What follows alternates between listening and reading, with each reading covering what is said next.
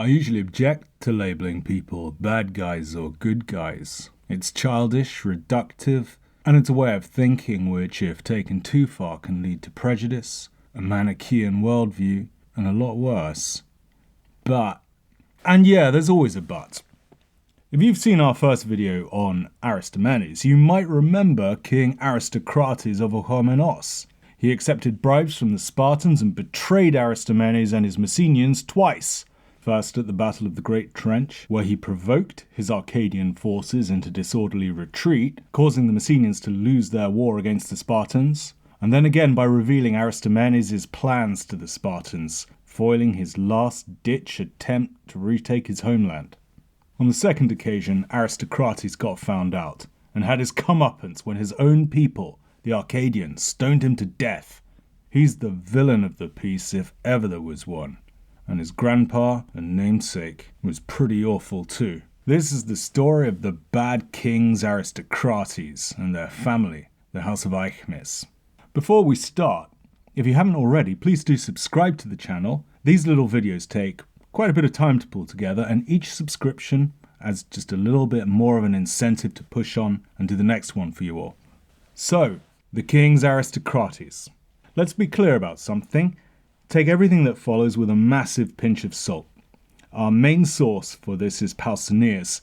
He was writing the 2nd century AD, and by reference to the contemporaneous adventures of Aristomenes, we can guess that the reigns of the Aristokrates were in or around the 8th and 7th centuries BCE, almost a millennium earlier.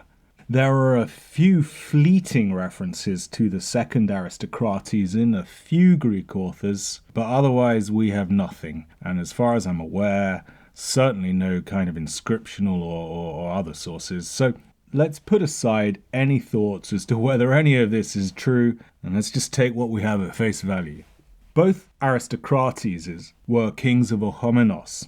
There are at least 2 Orchomenoi. One in Boeotia, which is arguably more famous, and which features, by the way, an Assassin's Creed Odyssey, if like me you're a fan of that game. The other is in Arcadia, and that's where the Aristokrates reigned. Orchomenos is situated on a small hill just north of modern-day Levidi in central North Arcadia. The site has been excavated, and it's a really nice place to visit. It holds a commanding position over the plains to the north and south, and just to the east is the imposing bulk of Mount Trachis. To the south is Mount Minos, the home to the god Pan. According to Pausanias, both kings Aristokrates ruled over the entire of Arcadia, making them some kind of overlords over lesser kings. It's tempting to say that each was a wanakes, a boss king, like Agamemnon in the Iliad, lording it over lesser basileis. Indeed, landlocked Arcadia was known as a kind of backwater, where ancient traditions were preserved long into the historical period. Whilst I personally love the idea that these guys were wanakes, Pausanias doesn't use the title anax and calls Aristokrates a basileus, so yeah, just a bog-standard king. Their dynasty, the House of Artemis, takes its name from the first Aristokrates' father, but Pausanias traces the line way back. I made a family tree, based on Pausanias' account and supplemented by Diogenes Laertius, or whatever his name is. But hey, it's pretty pointless, because this is all totally spurious. Talking about going way back, Arcadian Orchomenos is name-checked in Homer's catalogue of the ships in Book 2 of the Iliad. He even gives it its own sweet epithet, Orchomenon Polymelon. Orchomenos rich in flocks. Side note, Arcadia's landlocked, so according to Book 2 of the Iliad, the Arcadians had to borrow ships from Agamemnon to even get to Troy. But let's talk about the men themselves. I mentioned that the first Aristokrates was even worse than the second. Apparently he was an all-round douchebag throughout his reign. Pausanias doesn't quite explain, but alludes to a litany of crimes and literally hubristic behaviour towards the Arcadians. But Pausanias does recount in quite some detail the first Aristokrates' final crime, one for which, like his grandson, he would pay by being stoned to death by the people of Arcadia. At this point, I should flag that the passage I'm going to read and discuss includes a description of sexual violence, so if for whatever reason you'd rather skip that, then please fast forward to the next marked segment of this video. Aristokrates, son of Artemis, was, it seems, guilty of many outrages towards the Arcadians, but I definitely know that his most unholy crime was against the gods. I'll tell you the story. There is a temple dedicated to Artemis Hymnia. This temple is in the hills around Orchomenos, towards the territory of Mantinea. All the Arcadians have revered Artemis Hymnia since way back when. Aristokrates seized the priestess of the goddess, who at the time was a maiden, just a girl. So Aristokrates harassed the maiden, but was always rebuffed by her, until at last, when she fled to the temple, and he assaulted her, right in front of the goddess Artemis. When all the Arcadians found out about this outrageous act, they stoned him. And as a consequence, there was a change in law. Thenceforth, instead of a maiden, they've always appointed an old woman as priestess of Artemis, one who has had enough of associating with men. That brief passage is, for me, one of the most evocative and provocative in Greek literature. It prompts so many thoughts and raises so many questions. It's a passage that caught my attention when I read it first, about 2 or 3 years ago, and one to which I keep returning. The first point is what it has to say about the attitudes of the Arcadians, or perhaps more correctly, what it has to say about the attitudes of Arcadians as presented by Pausanias so many hundreds of years later. Clearly, Aristokrates' actions, his rape of a priestess of Artemis, were shocking, and I'm sure no one feels too much sympathy for him when he was summarily executed for the crime. But note how his crime is presented primarily as a transgression against the gods, and Artemis in particular, and I guess by extension against the people and society of Arcadia. It's not so much presented as a crime against the young priestess, though it's clear enough that his act was non-consensual, and that the priestess tried to flee. There's still more than a hint of victim-shaming, even victim-blaming. Specifically, the event prompted a change in law, namely that all subsequent priestesses appointed to the role were old women who had had enough of associating with men. And yes, though not explicit, the word for associating, homilia, often is used to mean sex.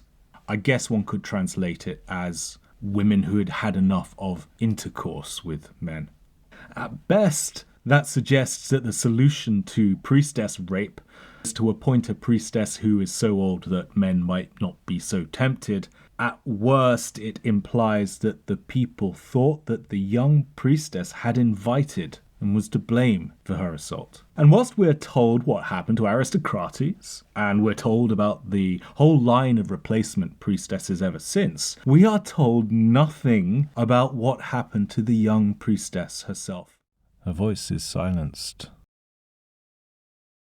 Aristokrates I was succeeded after his stoning by his son Hyktas, father of the second Aristokrates. The next question is that though Aristokrates' act was so vehemently decried by the whole populace as a crime against the gods, so much so that he was put to death, how come his son Hyktas was permitted to succeed, not only as king of Orchomenos, but as boss king, or wanakes as I like to fantasize, of Arcadia? Now sure, perhaps you might say that the Arcadians did not attribute the sins of the father to the son, and that would seem fair enough. But that's not, at least according to Pausanias and Polybius, what happened in the next generation when the second Aristokrates transgressed. Like his grandfather, he was stoned to death, but from then the family, the house of Artemis, lost control over Arcadia. According to Polybius, the whole family was executed, though Pausanias said that the family remained in power in Orchomenos, but no longer ruled over the entire of Arcadia. And Diogenes Laertius, citing some random dude called Heraclides Ponticus, notes that the Corinthian tyrant Periander was married to the granddaughter of an Aristokrates of Arcadia. And if that's true, then the rough dates would accord with our guy. So how and why was Hyktas, the son of the first Aristokrates, father of the second, allowed to rule? Who knows? Pausanias tells us nothing about him, but like the young priestess, he's a person who has crept into my consciousness. I've literally spent hours, solid days, just thinking about those two and their stories. What Pausanias doesn't tell us. But hey, like I said, it's probably all made up anyway.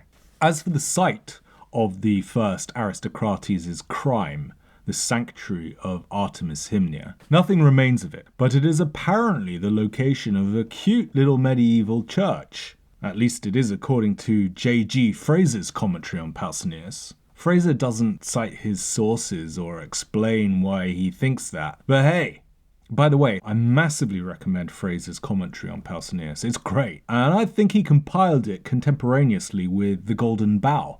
There's a lot of Pausanias in The Golden Bough, which is really cool. Well, anthropologists might sort of trash talk The Golden Bough. Just think of the influence that work has had on modernist art and literature and beyond. I mean, it was Marlon Brando's character's bedside reading in Apocalypse Now. But back to the second bad king Aristokrates. According to Pausanias, in the third year of the war, on the eve of a clash at the place called the Great Trench, when Arcadians from all the cities were aiding the Messenians, the Spartans bribed Aristokrates, son of Hyktas of Trapezus, who was the king and general of the Arcadians at the time. For the Spartans were the first to give a donation to an enemy in war, and they established the precedent that dominance in war was something that could be bought.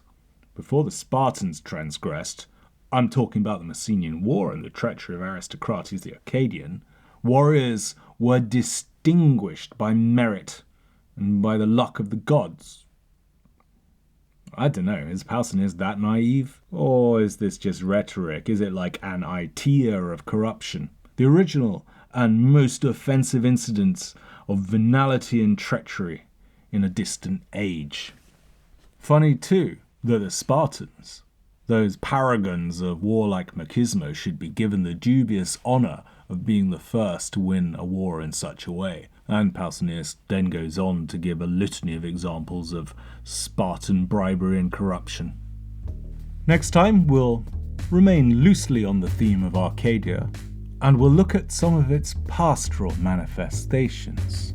Until then, like and subscribe, and we'll be back soon.